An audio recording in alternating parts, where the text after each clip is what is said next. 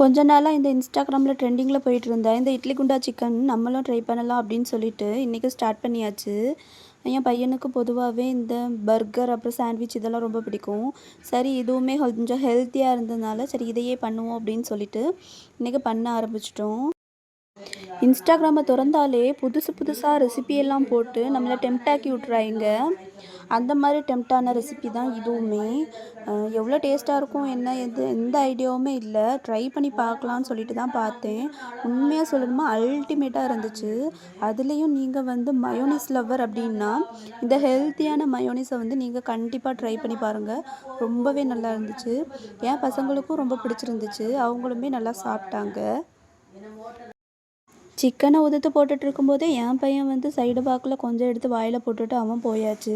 அதுக்கப்புறம் என்ன சரி நம்ம எல்லாத்தையுமே மிக்ஸ் பண்ணி செய்யலாம் அப்படின்னு சொல்லிட்டு ஆரம்பித்தாச்சு.